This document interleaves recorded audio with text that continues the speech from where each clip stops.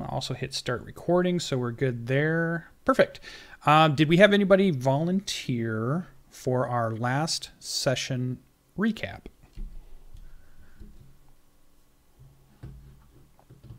I'm happy to do it if not. Cool. All right. So in our last session, you would have seen the continuation of the giant dwarf facing off with the remaining ogre. There was a battle in the main cavern area where they are looking for the refugees from the town. Once that happened, they chased after some goblins who retreated from that cavern during that battle to seek shelter with other goblins that were in the caves. And they had a big battle at the back of the caves where our druid went down a couple of times but was able to make it through using different shape-shifting and I believe a healing from our bard, I think, brought him up. And they eventually were able to overcome the goblins kind of in a cornered area where they fought as they knew they were going to be slaughtered. And then we pick up with our players as they have knocked one of them unconscious and are sitting at the back of the room, and we just find out what's going to happen in the rest of these caves, which are known as the Dripping Caves. We had a lot of good action, a lot of good scary moments of characters going down and coming back up, a lot of different uses of abilities and rules as we all played through that session. So I definitely encourage you going back and watching that session. I think it's one of our best sessions so far. And I hope that tonight is going to be another good session. We'll go again for the 3 hours. At the 3 hours, I will check in with people to see if they're tired, they need to go, or if a 4th hour is okay for the evening. We will see. I do know that we have, at some point pretty soon, we're close to the holidays. So we may need to check in with people. Maybe I'll do it off the session, but we'll check in with people to see if there's going to be Mondays that people won't be able to make, or if because we're on a Monday, that still works out for everybody's as far as their holiday plans and stuff like that. So we'll check in, and if we have to postpone a session or something, we might do that, and I might do something else on a stream night, as I'll have nothing to do myself but game. Okay, was there anybody that wanted to do a flashback or campsite story to earn their inspiration for tonight? I already have inspiration. Oh, nice.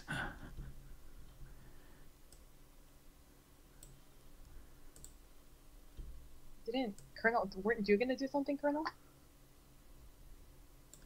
I think I did one last week. He did do ours last week. Yep. Was I going to do something this week? Oh, we don't have to do it. We're good. All right. I don't have... Earn your inspiration through running your character tonight. We'll run with it, so we're good. So let me bring the players back onto the map. Let's bring I'll switch over to our map overlay, and we'll go ahead and take it from there. We've just come out of initiative order. The battle in this area has just died down, and you have a knocked unconscious goblin standing up at the top of the area. And we are ready to go. So I will hand it over to the group. You do have a cowering female also there.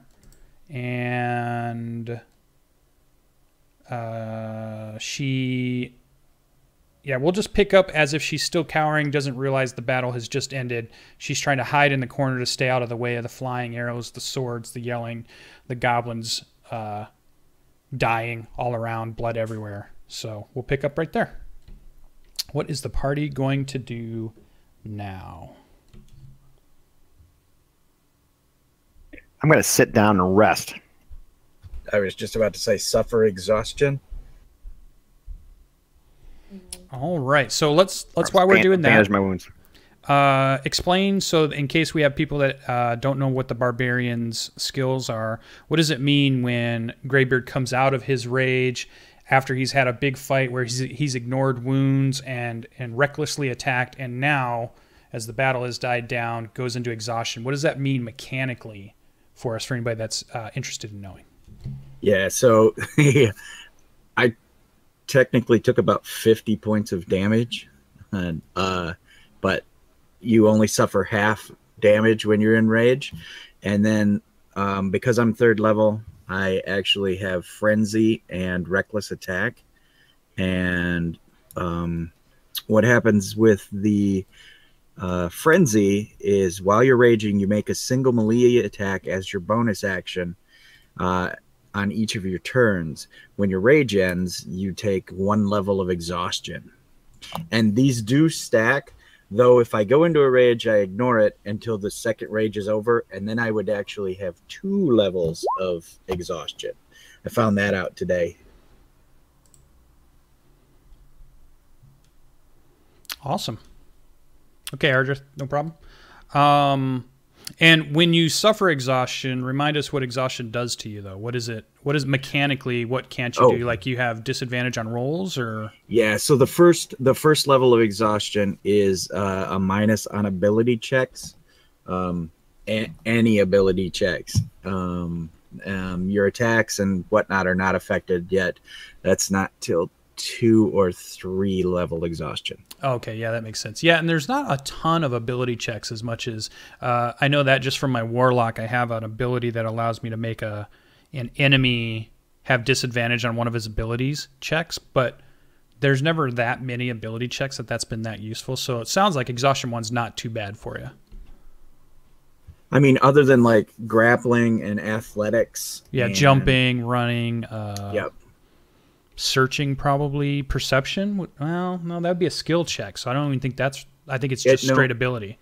Let's see. Yeah, it does say ability. Yeah, I think that's stuff off your raw stats. Yeah, so there's not a ton after of a short rest, right? Yeah. Technically, no. You lose a level of exhaustion only after a long rest, and you have to have food and water. Brutal. Yeah, food and water's easy, though. Well, I mean, it's still a good ability because you get to have all that damage that came in on you. So it's cool. It's a cool trade-off. So just for those that are watching, a lot of us, some of us are new, some of us have been playing D&D for a long time, and that's why we just discussed the rules. And that way, anybody that's watching wants to know a little bit about the rules. That's why we kind of go through them. And once again, always, I probably never say it enough, and I haven't said it enough before. Thanks for all the watchers that are coming over from Greybeard's Tavern to watch us play. We've had a good response from that, so thanks for that. Okay, so I hear some bandaging of wounds from our Druid over in the corner. Greybeard is exhausted. What does it look roleplay-wise? What does people see now that they're looking at Greybeard? The wild look in his eyes just is gone. They get kind of half droopy, like he's almost... He's usually wound tight, and it just looks like he's just ready to fall asleep. Okay. All right, so what's the rest of the group doing at this point? Oh, go ahead. No, go ahead. I was going to say, I put up my bow across myself like I usually do.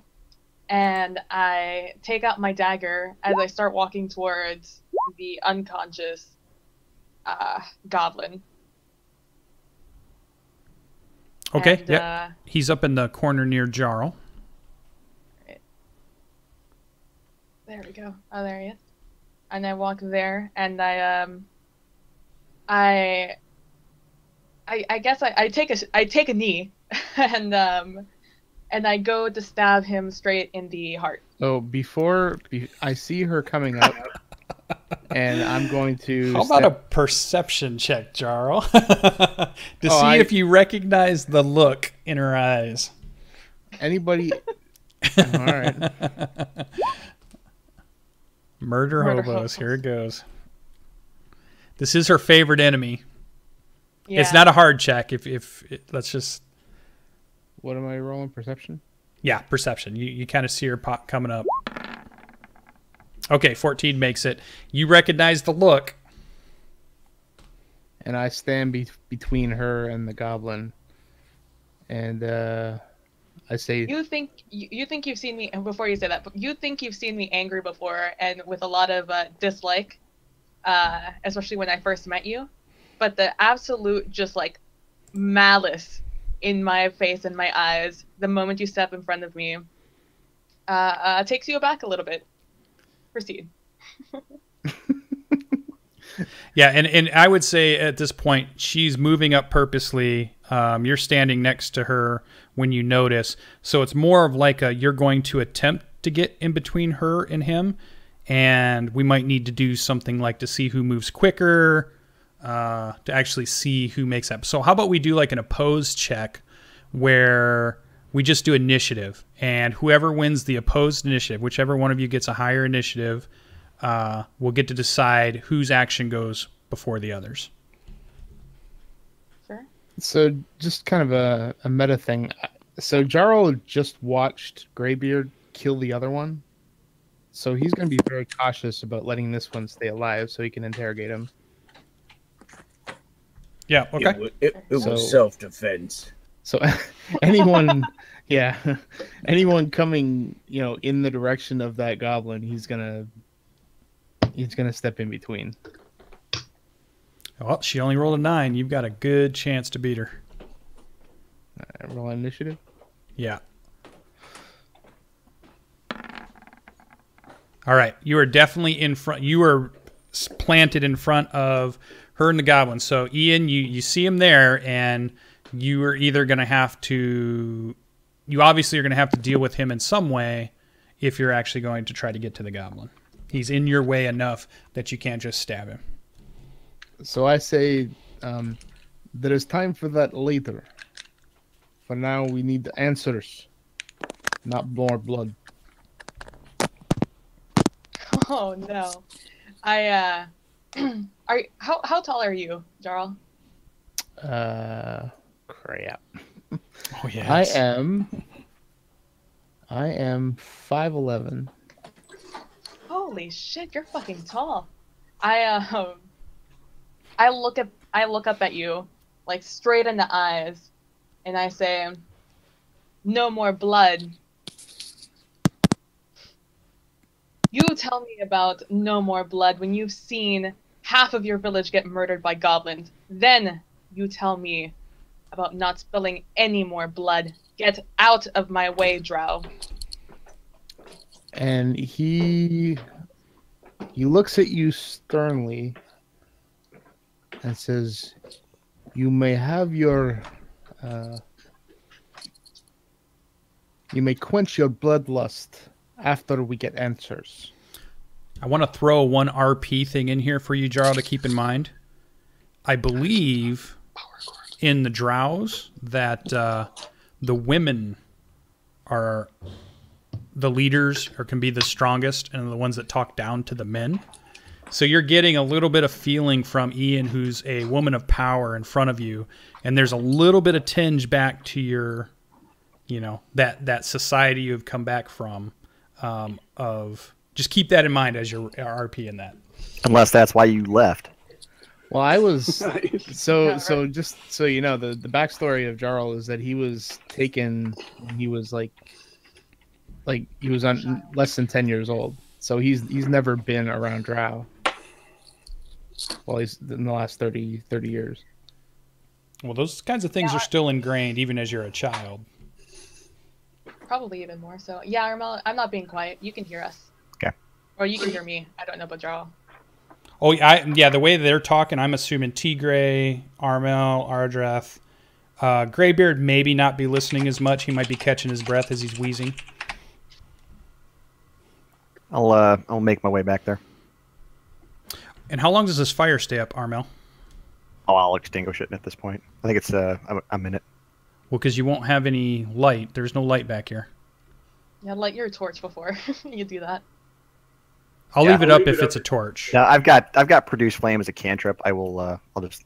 Okay, I'm going to leave the light with you then, and then that way it just is there. But we'll say you're using a cantrip then to light your area. All right. Okay, gotcha. Yeah, I can do that. I'll make a flame appear in my hand and just walk around with it. I'll extinguish the flaming sphere because it's actually probably pretty dangerous. Seems like it, yeah. Okay. I think I got the mic issue fixed. Yep, you're We good. can hear you. Cool. It's because I went Yay. old school and logged in through my cell phone. Nice. Did you just said something to me, right, Jarrel? You said quench. Yeah, you can quench your bloodlust after we get answers.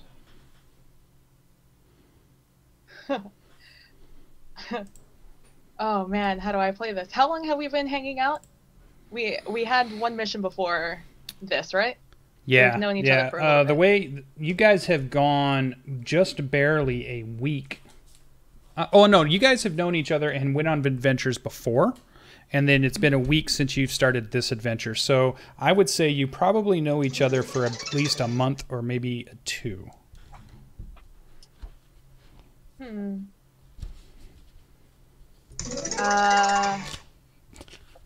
We leveled up. I, Ta-da!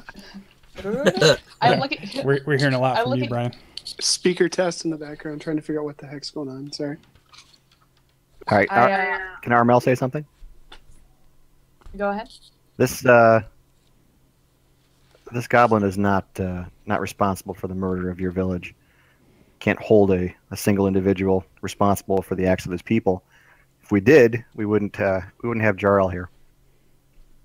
I whip my head and I look over at you. Same exact, just like rage in my eyes, and I say, "You say that to the 2 dead humans back there. You tell me this is an innocent goblin. There's no such thing." Are we speaking And in I look Elven? over- Speaking Elven? I look over at. Am I speaking in Elven? Yes. No, I'm speaking in Common. Well, then I will respond in Elven. It's not that you can't do it now, but we need to question him. That's an Elven, though. I'm hoping the goblin can. And I nod over to Armel, just kind of acknowledging that he's basically saying the same thing I am, and I reply in Elven that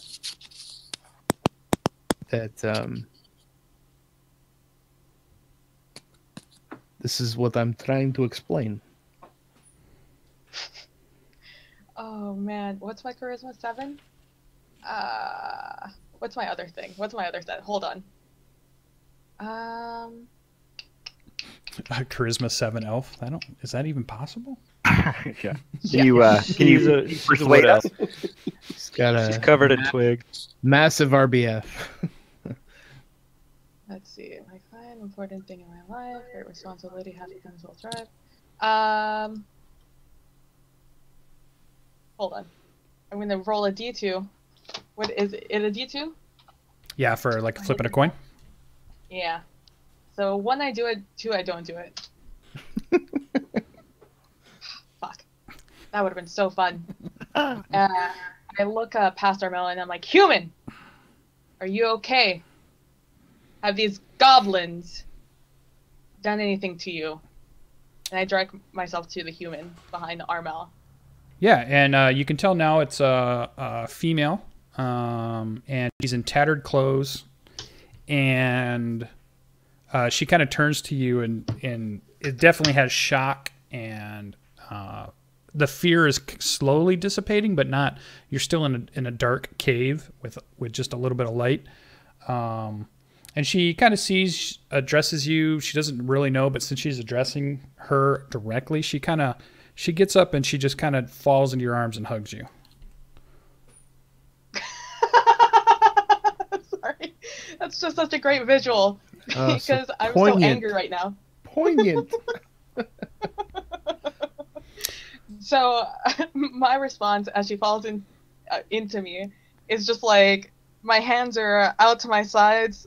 I have like a dagger in my right hand, and she just like collapses into me, and like probably dragging me down too. Yeah, And she's probably a little heavier than you are. Yep. I'm looking at her and I'm just like, with the face of just like flabbergasted. I'm just flabbergasted. I'm just like, what the fuck? And I just like very awkwardly pat her with my left hand on the back, with my like my dagger still in my right, just raised. I'm just, Yeah, and she's definitely in shock. And she's kind of murmuring a little bit, just kind of quietly, but all of you still hear it because there's not. All of a sudden, the caves have gone pretty quiet except for the dripping of the water. You're not hearing battle anywhere else. You're not hearing anything else. and you hear her murmuring, they were going to eat me. They were going to eat me. And you kind of look back. She's kind of staring at that body that you guys kind of passed, the human body that's still back in the cave. And that's what was happening to that body, is that body was being eaten, and she was next. And she's just staring at that over your shoulder, and just kind of murmuring those words, they were going to eat me.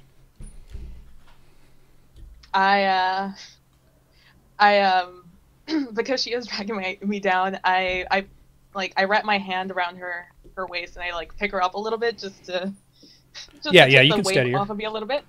And I turn over her head and I look straight at Jarrel, and I just stay there, attempting to comfort this human. Can I roll a check to see if I know whether or not that's something goblins normally do with humans? There were also, no, you don't even need to check. rats. They do that. They do that. They will eat. Yep, Yeah. they will eat other species. Oh, okay. I did not know that. Yeah, and there were a bunch of rats here too. Remember? No, it was. And in weeks fact, ago. the ogres would too. Everything in this cave so far that you've met would eat other stuff. Well, I was assuming the ogres and the rats would. I wasn't sure about the goblins. I was trying to make a point, which I can't make now. Yeah, Jarrel. That's the look I'm giving you. That's all being conveyed in this look. All right, and yeah, she kind of looks at you and she says, "Who are you?" At me. Yeah, she's kind of talking to you, but obviously with everybody standing around her, they could easily interpret that as, you know, she's just kind of asking who has saved her. We were sent by the guards of Nightstone to come and get you guys, get the humans who marched themselves into, I don't know, certain death or something. And I look at Armel, and I'm just like, say something. So uncomfortable right now. I'll just walk over and tend to her wounds. Okay, yeah, there's lots of scratches, definitely malnourished and nearing dehydration.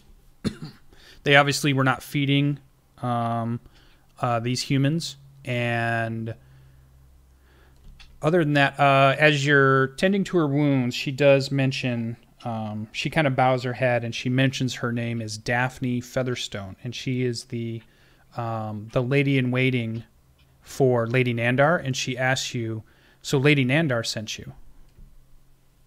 Ooh. Ooh. Velrosa. Velrosa? Yeah, Velrosa Nandar, yeah, that's her name. Oh, well, that's awkward.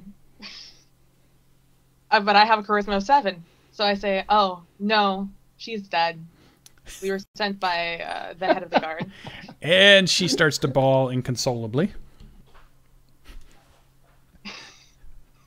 But Nightstone still stands, and we will take you back there to the people who remain. Yeah, she's in deeper shock at this point. Lots of weeping and barely consolable at this point. And probably will remain that way for a bit. And she is still hanging on me, right? Yeah, clutching you. I'll go in and try some of my wooing 17 charisma on her. There you go. To try to calm down? Okay. Well, I'm not going to try to get lucky. It's a bad place for that. So yes, to calm her down. So what kind of skill are you thinking about trying here? Persuasion. Okay. To try to get her to calm down. I mean, Jarrel could try intimidation. It's been working so far. Just kidding. That goes over well. Well, I was actually going to ask her about her friends in the other cave to try and get her mind off of Velrosa. Yeah. Yeah. So you kind of are able to get her to calm down enough that it's just not all out weeping and bawling. She's definitely, again, she's been in this cave probably for, I want to say now it's been 4 days with no food or water. I'll offer her some food and Water Yeah, for she my definitely cat. takes it, and definitely the water over the food more than anything. I've not had water. And you begin to calm her down, and that quiets her down. So it's no longer, because she was making those kind of loud sob noises. And now she's starting to quiet down. You're still not sure how much she's going to be able to talk to you, but she's definitely starting to calm down with that That's a start. good roll. And she now is no longer clinging to Ian. We'll have her sitting, or at least being right with Ardreth. And I assume Ardreth moved up at that point then.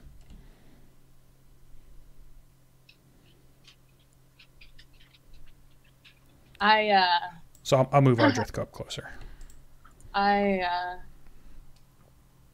I just give another scathing look to Jarrel, and I go towards the down to the body of the leader goblin, whoever that was. And what did I think that he's guy look actually like? right where you are, isn't he? Where he was. The lead. I remember he ran away. I got an opportunity. Oh, attack, that's right. remember? That's right. And then I shot him, and I think I shot him dead. So I go over to him. Yeah, you're standing on top of... Oh, no, that's right. He ran out of the room, and he died just past the human. So if I move your character, it's right about here is where he died. Okay, so I go over to that goblin, and Perception check. perception check. Oh shit. Oh no, please. Angry red box. Don't do this to me.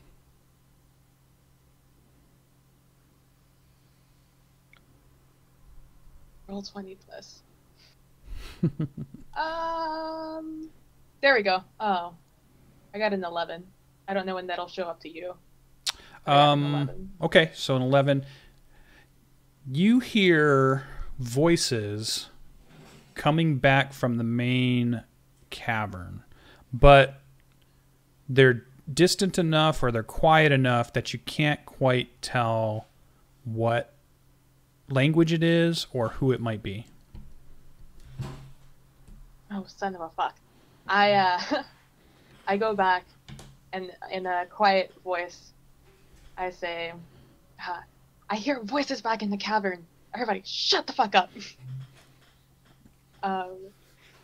And who's the sneaky one? Is that Jarrel? Probably. Jarrel, are you like hella fucked up right now? Yeah, there's really not a thief in the group, so that's always an interesting question. Speak for yourself. Are you hearing? So the voices that you're hearing. So did you say anything aloud that I would have heard? I said in a rushed whisper, I hear voices in the main cavern. Everyone, shut the fuck up. That's what I said. Okay, and I whisper back just so you can hear it, that there were human prisoners in the cave opposite the other side of the cavern that we need to go check on. Greybeard drags his axe and heads that way. It's a super heavy axe too, Greybeard. It's just like you're almost thinking, I could leave it. I mean, maybe I won't need it. I'm gonna burn my last cure wounds on myself on the way over. Okay. Spleen? Show him my spleen? Dang it.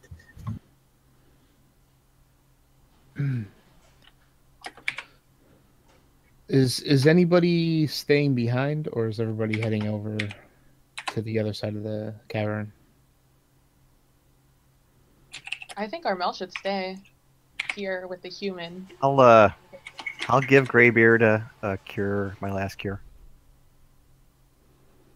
Oh, thanks. Is that die there? That die there. The first one was me. All right. As you get into that thanks. cave there, as people are starting to move down. So before we do that, I meant, is it Armel staying behind? Or is it Ardreth? Ardreth. I'm going to stay behind the group for sure. But I'm gonna be following Greybeard as he goes. All right. If nobody's staying behind, then I may stay behind it as well. Okay. Because if that goblin is prone to eat the human, if there's nobody back here when he wakes up, she's in danger. Oh, gee. It's almost like if we killed him, we would solve that problem. Don't move any further, Greybeard, before. I'll stay back, right Okay. and I'll cast Comprehend Language and get ready to wake this goblin up, if that's what you want to do. He is unconscious. He has been knocked out with a brutal blow. I speak Goblin too, by the way. Oh, perfect. Then I'll leave you to it. All right, then I'm gonna tie him up. Don't move too far, Teagray. I'm gonna tie him up. Okay.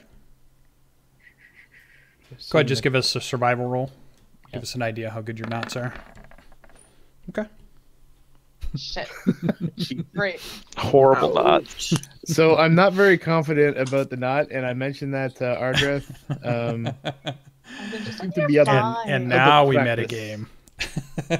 You're fine. You're good. Hey, Dan, can you give me vision? So I've tied him up, but keep yep. an eye on Did him you move? anyway. I'm gonna have that produce flame up the whole time. I think that would be such a good learning lesson if he broke away and ate the human while we were gone. Wait, where'd you go? Yeah. Perfect. I'm right there in the middle, down 2 squares. Oh, He's yeah. Let never me doing transfer it to you so it's not the. Oh, You know okay. what? Let me give you the torch. You can just move the torch with it. Well, no, that's Perfect. stupid. I'll give you the. Just tack it on my token if you can, and I'll.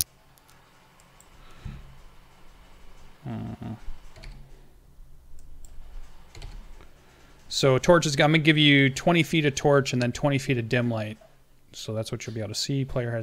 All players can see that. Has sight, save, changes. So you should be able to. And I should be able to delete this now. Is it working? Perfect. Okay.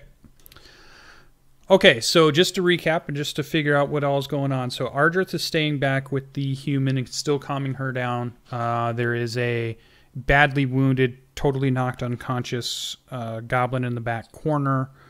The rest of the party has begun to move down to the southern cave opening, and as you guys enter that cave there where Greybeard and Teagray are and where Ian is, although Ian's already made her roll, Teagray and Greybeard, you can go ahead and make your perception checks also. Oh, they haven't left the other room yet. Never mind.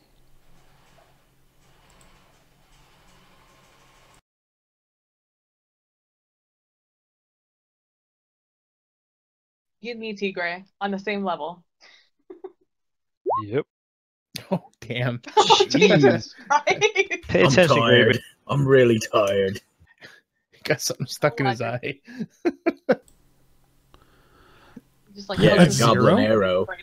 Greybeard, you've gone blind. You're like your hands are reaching around. You're crying to Teagray, I can't see. Something's messed up The with exhaustion. my dark vision. He's just facing the wall, actually. Yeah, I should just turn it off. All right, Teagray at 11. Yeah, you don't hear any more. You hear the voices, but you're still not able to distinguish what they're saying, what kinds of voices they are, what language it is. You're not getting good enough perceptions to recognize that. So Anybody else moving in? I do recall in the last session that I did tell everybody that there were humans prisoner in that cave, and that was the cave that had the bats in it. Yeah, I'm pretty sure you said that. Yep. Yeah, okay. Just want to remind everybody. I'm just limping behind Ian.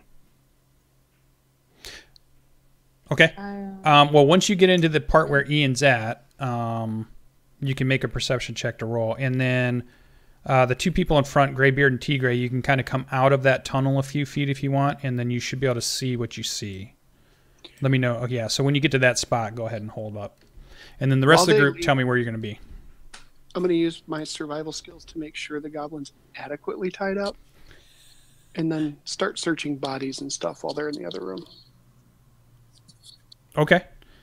Yeah, you look at the ropes; they look tied. I mean, from all intents and purposes, he looks like he's got a huge, big old bruise on the top of his head where the flat of an axe has just nearly crushed it, and he definitely looks really unconscious. Okay, I'll start searching bodies throughout the room then while they're in the other area.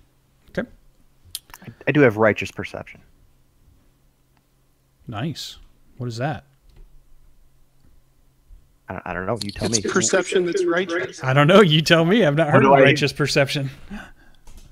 Is that a druid thing, I'm guessing? It's just an outstanding roll. Yeah. It was just Oh, an you're adjective added on there. 23 perception. I gotcha.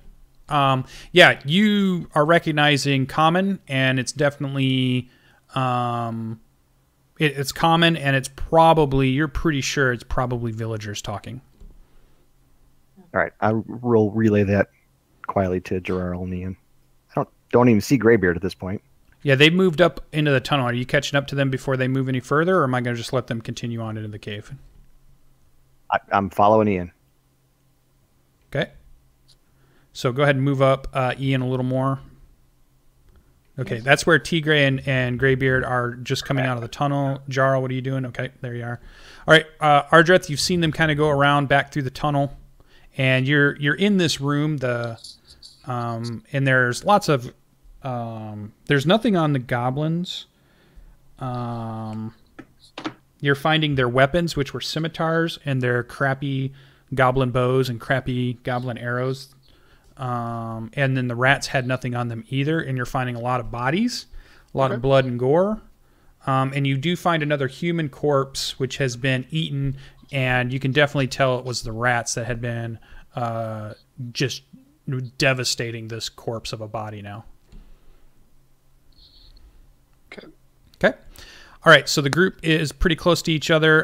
Greybeard, as you come out of that tunnel, you see torchlight, and you see two humans holding torches, and you see a dwarf talking to the humans, and he's kind of starting to wave at the some more humans that are coming out of the tunnel.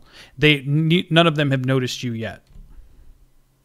And it almost seems like they're starting to file out of this cave, but they're being really quiet. They're whispering, and they're talking in a very low voice, and you can hear the dwarf in common telling the people that are directing them out of the cave to stay quiet, stay calm, and they're starting to move out of that cave.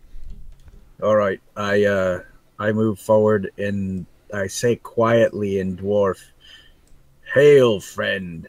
Your saviors are here." Oh, Jesus. Okay, and when you say quietly, do you mean like that ironically or sarcastically, or do you mean it like real? No, great. Like you're being quiet like they are. They're being quiet. So, and I remember the bats. So Okay, good. The bats. Yep, and that's the first thing that pops in your head. And you guys can move into the room now and see what's going on. So you have free movement into the room. If you're up to that area of the center area, if you're going to move out of there, give me a minute before we let you go and check any of the other stuff.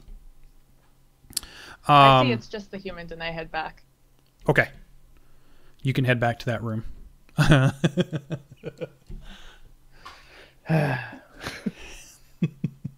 All right. So yeah, you see this dwarf come up to you, and let me get to the right spot. Let me bring him up. So you see a dwarf. He's in tattered clothes.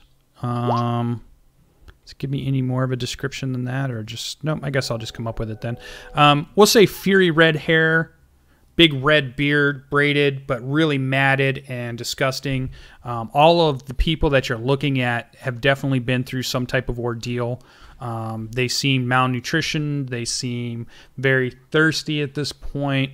And he kind of walks over to you as they're starting to direct some of these people out. And it's a lot of women in tattered clothes, some men in tattered clothes, lots of children in tattered clothes.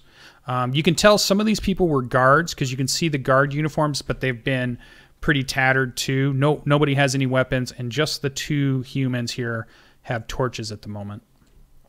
And he walks up to you, and he's staying quiet, and he comes up and he holds his hand out as he's walking up to you to shake your hand, and he says, "Wow, you're a sight to see. Name's Morak Urgray." Greybeard. And I'm pulling off my pack and starting to dig around for my rations. Okay. And so more people are piling out, women and children. Let me do this. Let me, on Morak, I'll have him come to you guys. And let me... While you're doing that, can I do like a perception check in the water? If you go over to it, you want to investigate the water? Yeah. Yeah, and in fact, you see a couple people stop at this water, and they start drinking some of that. And they're filing out into this room. They're trying to be quiet, and you can tell they want to get out of this cave. And a few of them are drinking from the water, and they're moving on. I put an arm kind of around Morak and drag him over to where they're filing out, and I'm handing rations to people as they file by. Can I go out there and just start rendering medical aid? Yeah, you can start. I mean, what medical aid are you going to give? Well, I've got my. You can tend wounds and that kind of thing, but yeah, the basic stuff. I mean, anything that's serious. I'll delay, but go ahead. No, I've just got. I mean, I've got that medicine skill. I might as well use it. Yeah, you can start tending to some of the wounds so that they won't fester. And you're seeing a lot of stuff here. You're seeing, again, women, children, men, teenagers, young kids. Everything is just filing out into this room. And they want to get out of this cave that had the bats in it, which you guys don't see at the moment. Well, that makes sense. How far in here does the sunlight come in here at all? You're not sure. It's still nighttime. You're not sure how far the sun will come in. Probably not much farther than the front area. What's lighting it up right now is the two guards had rummaged for some... They just basically have some sticks with some rags that they tore off some of the dead bodies and lit them on fire. And they just have some really kind of makeshift torches that they're holding above them to give the people something to see by. Because almost all these people are human. The only person that's not human in this is the dwarf Morak. All right. So once I finish investigating the water...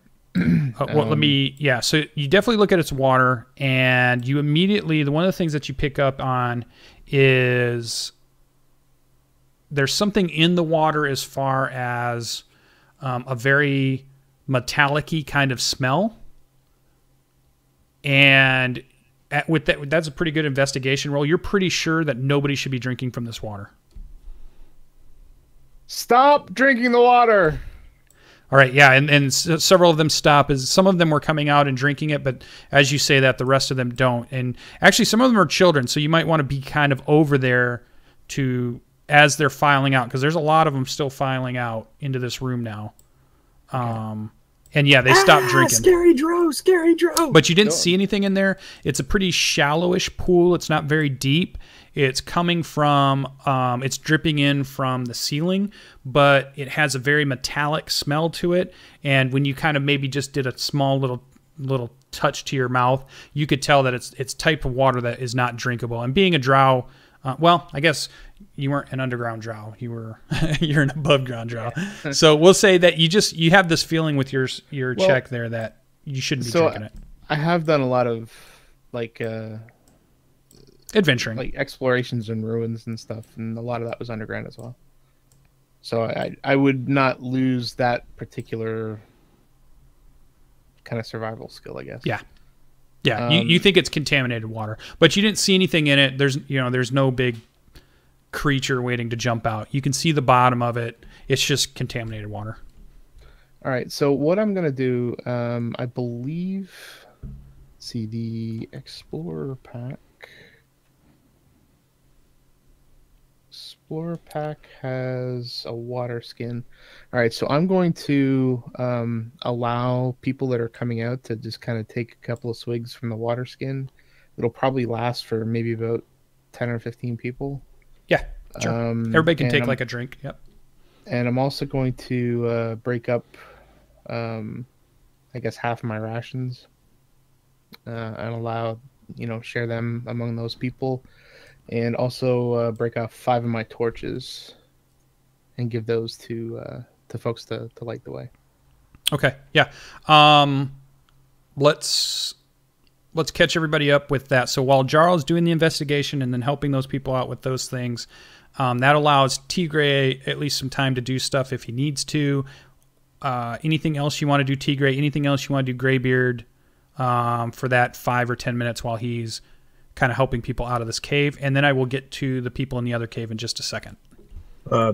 I at one point kind of like pull on Teagray's pack, and I'm like, "Don't be stingy. There's more in there." About his rations. I give him a little bit of cheese. Okay, so you're gonna also help hand out food, then, is what you're saying? Yeah. Okay. All right. Yeah. So they start kind of shuffling into this room, and now while that's going on, that's about 10 minutes. Morak follows you, Greybeard, as you've kind of been introduced to him, and he just kind of gravitates to staying with you.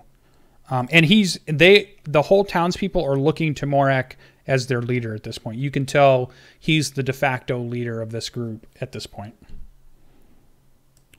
Let's jump over. That's at least 5 or 10 minutes for Ardreth and Ian back in the room. Is there anything you'd like to do with that 5 or 10 minutes that's happening? Not kill the goblin. I take out the lamp that I picked up from the town, and I light it, and I just put it next to Ardreth so the human can see in here. Then I go back to the goblin, the lead goblin or whatever. Elf. Well, for the human. Oh, the woman. Gotcha. Yeah, the human woman. Oh, that's right. All the light left when... It's okay. I can see in the dark. Yeah, but that turns her back to being afraid. Oh, yeah. No, actually, I had taken a bunch of the goblin bows and lit her a small fire in the corner then. Okay. All right. So I don't do that once I see the fire. And instead, I go straight to the goblin leader body. And is there anything like unique about his appearance or its appearance? He definitely was the only one wearing a different type of armor, which was like just basically I think it was a goblin scale mail. Pretty crappy quality, but definitely allowed him more protection than the others. He's slightly bigger than the others, but not by much. Let's see if there was... I don't believe he had anything on him. Let me check, though. Just to be sure. No, yeah, he didn't have anything on him. Does he have anything, like, unique appearance-wise? That if you've seen them a while, to pick that out? Like an accessory or something like that. Like maybe he has an earring, or on his armor he has like a certain special trinket. No, and actually you kind of think like he should, but he doesn't have anything on him. And you give me an intelligence check. Oh, just straight intelligence? Yeah.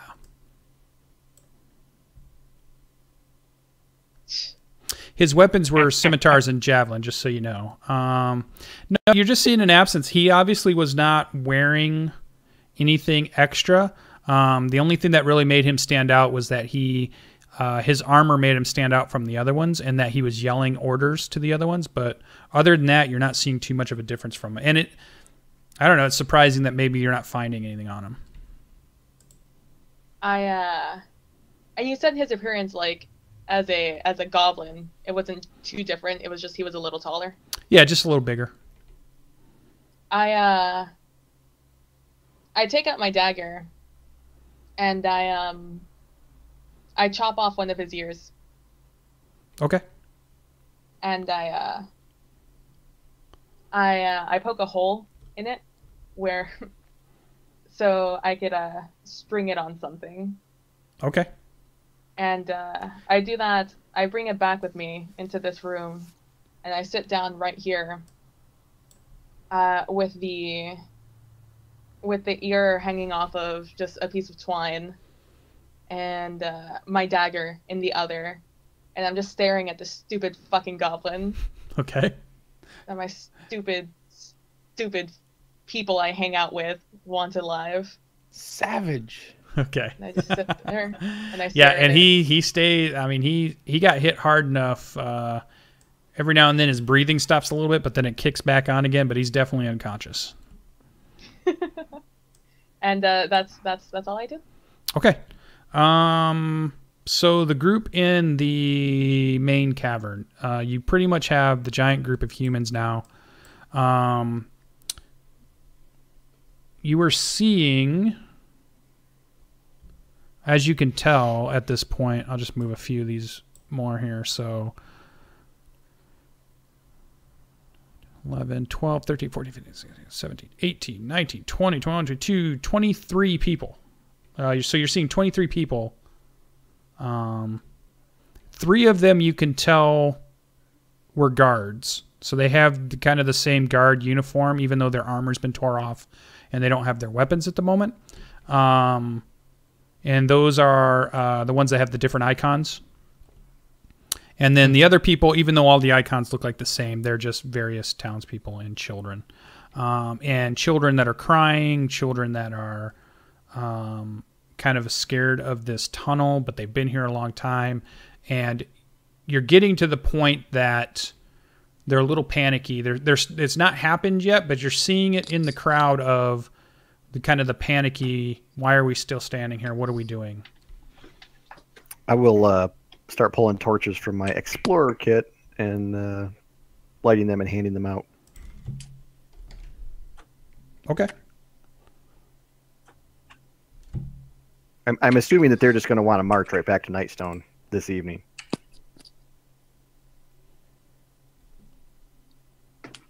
So They're not making any decisions yet. They're looking at Morak, and Morak is like, he doesn't even know what time it is yet. They've been in the cave long enough they don't know. And he's kind of talking with Greybeard as far as, thanks for saving us. You know, what do we want to do now? We need to be quiet so the bats don't come up out of the hole. And he kind of tells you that any loud noises, they come up out of the hole. And then that's why everybody has scratches and little bites on them, and little, their clothes are so tattered, and the goblins would come over and mess with them every now and then with those bats. And that's why they're trying to stay really quiet. But he's like, what should we be doing? Let's get you folks out of here so you can see the sky.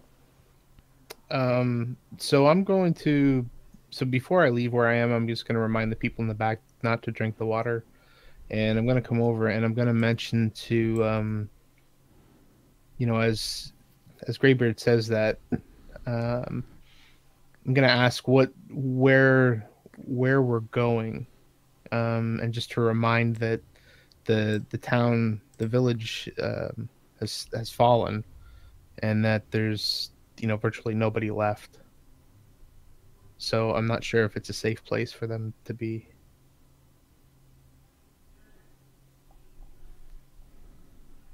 You tell that to Morak, is what you're saying? To both Greybeard and Morak. Yeah, he's like, yeah, we knew when we left the giants were attacking, but is anything still standing? It's a village, town. Yeah, it's a town. Yeah. So I say that the town is in ruins. The buildings are still standing, but there are large holes in many of them. Some of the buildings are not habitable. But there is nobody there to defend the town. There are less than a handful of guards, and there are some bounty hunters that are holed up in the town looking for somebody. Yeah, and Morak kind of looks at you and he says, well, we have to get these children and these families somewhere. We can't be in these caves, and we can't stay out here. We've heard, that not only were these goblins here, and thank God you've taken care of them, but we've heard there's orcs. We've heard The elves could come by at any time. We don't know what's going on, but that's the only place that's safe until we could maybe get to Waterdeep or something else. But this is where their families are, and this is where their homes were, and we need to get them back if we can. Okay. Yeah, we killed those orcs too. Oh, and he kind of gives you a nod of like, just one more problem, resolved. I interject. We killed some of them. Armel, I don't want to misrepresent. give me a perception check while that conversation's going on. Ooh, okay. Epic. Yeah. You decide to look up as coming down from the ceiling, a pseudopod hits the guy next to you. And you see this on the ceiling, clinging to the ceiling. And it's basically a black, viscous material that coming out of it, basically like a pseudopod, kind of tentacle arm thing, hits the guy next to you with the torch and just engulfs that guy. And he starts screaming. Okay. And what we're going to do is have everybody roll initiative once I get the turn tracker up and cleared. I'm assuming we heard that. You hear a blood-curdling scream, and then you hear 23 other people start screaming pretty quickly as this all unfolds. Oh, God. And I tried to keep the goblin alive. yeah, go ahead and start rolling initiatives. God fucking damn it with these rolls, man. Get them all out earlier.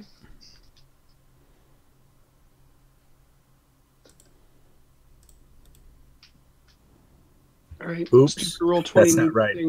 Where's? Oh, there it is. Never mind. I found it. I'm going to suggest urgently that everybody start heading for the exit. That's the nicest way you can put it. Because those bats are coming.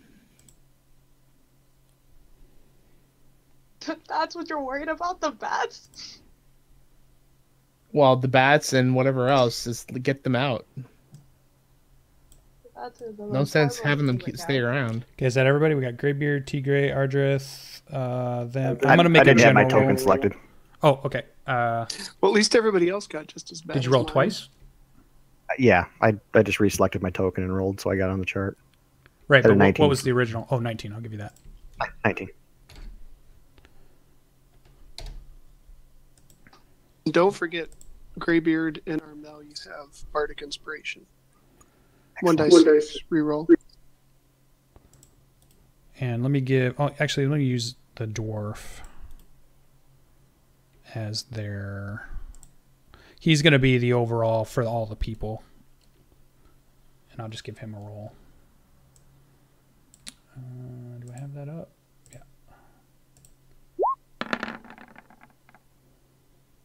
Oh, he got a 4. Okay. Okay, which puts him right there. Perfect, perfect, perfect. All right, so the order of stuff that's happening is the creature has attacked this guard with the torch. So I'm going to roll that. That happens before this whole initiative has happened. And just as Armel is seeing it, I'm going to allow Armel one free action, and then we're going to go into the actual order of the initiative.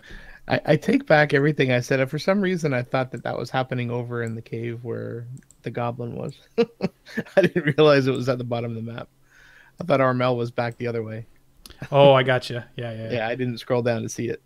So he is going to... Don't run to the exit.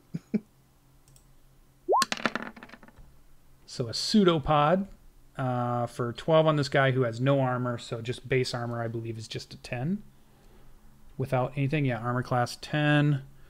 And it hits for 7 bludgeoning damage. And that guy goes down and is out of action. Torch is on the floor still, but he has perished. Does it club him, or does it like absorb him and like start sucking him up towards the ceiling, like that picture's kind of showing? Yeah. It's more like a It's not only a bludgeoning hit, like it's hit him with a solidness that's basically broken his neck, but you can also tell anything that pseudopod has touched, the stuff is burning and corrosive, and his clothes is burning, his hair is burning, the skin's burning off of him now. Even though it still hits with a hammer-like strike when it hits him. So think of I'm trying to think of it's a liquid, but it's like a harder liquid. It's like I don't even know what an analogy would be for that. The Terminator 2, Liquid Terminator. Yeah, well, more like the Blob. All right. It's a black pudding. It's definitely a acid-based life form. Okay, so that is, and it's on the ceiling and beginning to, as you can see, Armel is beginning to drop to the floor. So it's a big viscous fluid dropping to the floor, jet black. All right, are you giving me one action? I'm giving you one free action before we do anything in the initiative turn order.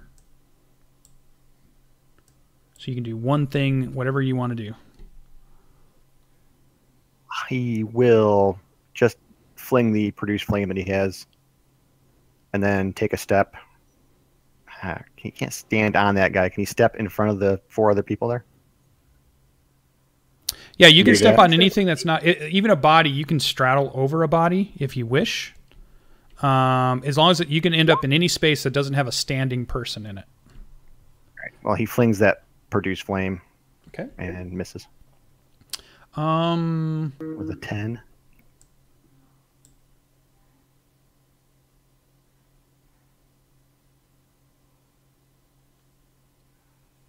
No, I think you hit it. Yeah, it only has an armor class of 7. So it's a hit. Boo. Boo. All right.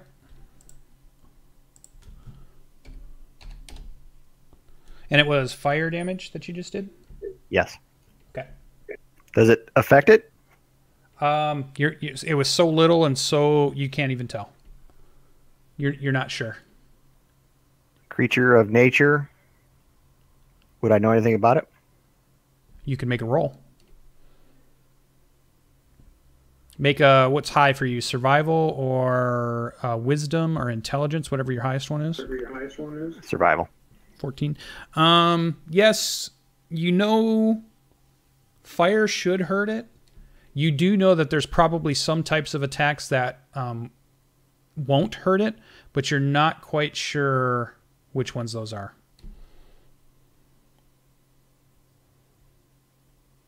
Okay. And okay, that's there. That's all you want to do for that free action? Well, I'll tell everybody behind me to back up. Oh, they all start running. Okay. Okay, so we're going to be at the top of the order, and you can tell this group of people has all about faced, and you can tell when it's their turn, they're all running to the back of the cave away from whatever just killed this guard. And there's a lot of screaming. There's a lot of crying. And we're going to go there. Let's take our first 5-minute break. We're at the top of the hour, so we're going to go ahead and take our first 5-minute break, and I'll bring you guys back in. Let me flash over to the character screen so you guys can see that, and we'll come back with this black pudding fight as our characters try to exit the cave. So stay tuned, and we'll be right back.